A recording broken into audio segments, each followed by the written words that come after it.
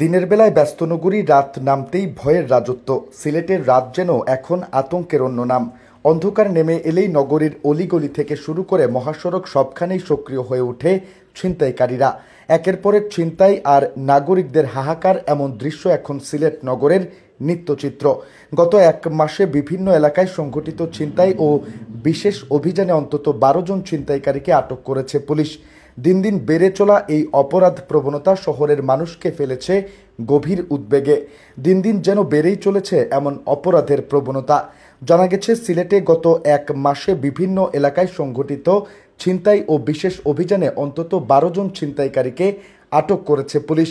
6 September সিলেটের ওসমানীনগরে বিশেষ অভিযানে 3 ছিনতাইকারী আটক হয়। তাদের কাছ থেকে একটি সিএনজি চালিত অটোরিকশা, 3টি মোবাইল ও ধারালো অস্ত্র উদ্ধার করা হয়।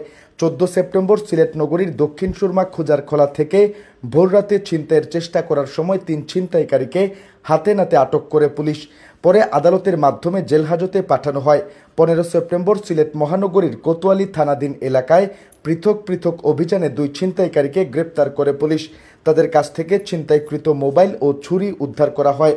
26 সেপ্টেম্বর সিলেটের মোগলাবাজার এলাকায় থানা পুলিশের টহল দলের হাতে ধরা পড়ে আরও 2 ছিনতাইকারী। এ সময় তারা মোটরসাইকেল ব্যবহার করে ছিনতাইয়ের চেষ্টা করছিল বলে অভিযোগ ওঠে। একজন দোকানদার জানান, ব্যবসা শেষে রাতে বাসায় ফেরার সময় ভয় নিয়ে চলাফেরা করতে হয়। টহল পুলিশ চোখে পড়ে, তবে আরও ঘন ঘন হলে ভালো হতো। গত এক মাসে অন্তত 12 জন ছিনতাইকারী আটক হলেও শহরে আতঙ্ক রয়ে গেছে। পুলিশ দাবি করছে অভিযান চলবে, তবে সাধারণ মানুষের মতে শুধু অভিযান নয়, নগরের প্রতিটি রাস্তায় আলোকসজ্জা, প্রযুক্তি নির্ভর নজরদারি এবং দ্রুত প্রতিক্রিয়া টিম গঠন করলেই ছিনতাই কার্যকরভাবে ঠেকানো সম্ভব। সুশাসনের জন্য নাগরিক সভাপতি ফারুক মাহমুদ বলেন, পুলিশ কিছু ছিনতাইকারীকে ধরলেও আতঙ্ক কমছে না। রাতের শহরে নিরাপদ চলাফেরার জন্য পর্যাপ্ত স্ট্রিট লাইট ও সিসিটিভি দরকার। শুধু গ্রেপ্তার নয়, প্রতিরোধমূলক পদক্ষেপ জোরদার করতে হবে। সিলেট মেট্রোপলিটন পুলিশের মিডিয়া অফিসার মোহাম্মদ সাইফুল ইসলাম জানান, রাতের টহল আরও বাড়ানো হয়েছে।